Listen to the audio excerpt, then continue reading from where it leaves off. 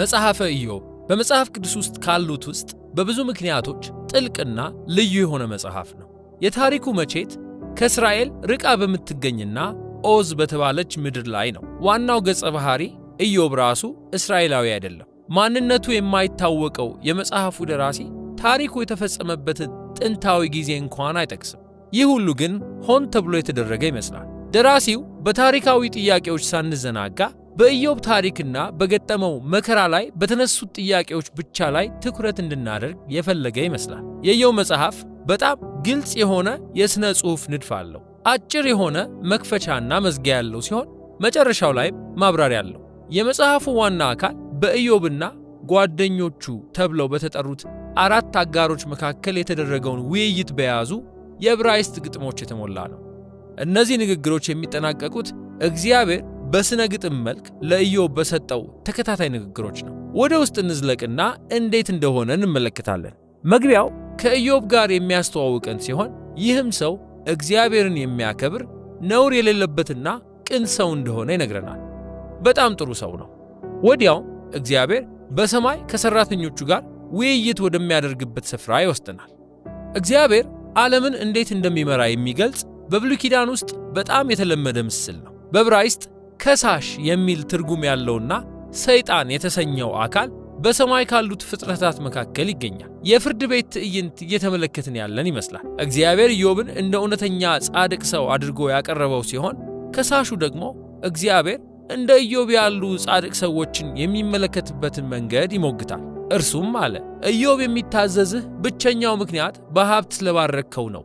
ኢዮብ እንዲሰቃይ አድርግ፣ ከዚያ ምን ያህል ጻድቅ እንደሆነ እናያለን። ከዚያም እግዚአብሔር ከሳሹ በኢዮብ ላይ መከራ እንዲያመጣበት ፈቀደለት።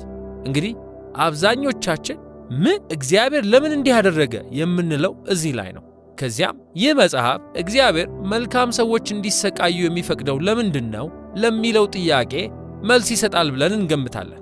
መጽሐፉን እያነበቡ ሲሄዱ ግን ለዚህ ጥያቄ መልስ አይሰጠንም። በመጽሐፉ ውስጥ ለዚህ ጥያቄ መልስ የሚሰጥ ምንም ነገር የለም። መግቢያው መጽሐፉ ትኩረት ለማድረግ ለሚሞክርበት እውነተኛ ጥያቄ የሚያመቻች ሲሆን ይህም ስለ እግዚአብሔር ፍትሕና እግዚአብሔር አጽናፈ ዓለሙን የሚያስተዳድርበትን ጥብቅ የሆነ የፍትሕ መርሁን የሚያመለክት ነው።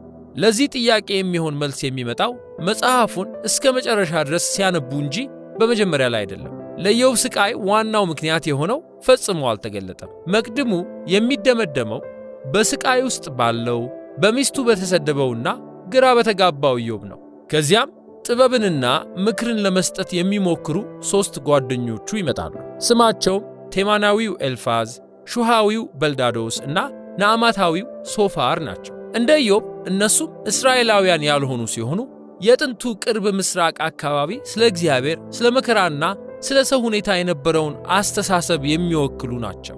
ይህ ደግሞ ወደ መጽሐፉ ዋና ክፍል ይወስደናል። ይህ የመጽሐፉ ክፍል የሚሠራው እንደዚህ ነው። በመጀመሪያ ኢዮብ ይናገራል። ከዚያም የአንድ ጓደኛው ምላሽ ይከተላል። ከዚያ ኢዮብ ለዚህ ጓደኛው ምላሽ ይሰጣል። ከዚያም ሌላኛው ጓደኛ ለኢዮብ መልስ ሌላ ምላሽ ይሰጣል። እንዲህ እያሉ ለሦስት ዙር ያህል ምልልስ ያደርጋሉ። ይህ ሁሉ ክርክር በሦስት ጥያቄዎች ላይ ያተኮረ ነው። እግዚአብሔር በእውነት ጻድቅ ነው? አጽናፈ ዓለሙን የሚመራውስ ጥብቅ በሆነ የፍትሕ መርህ ነው?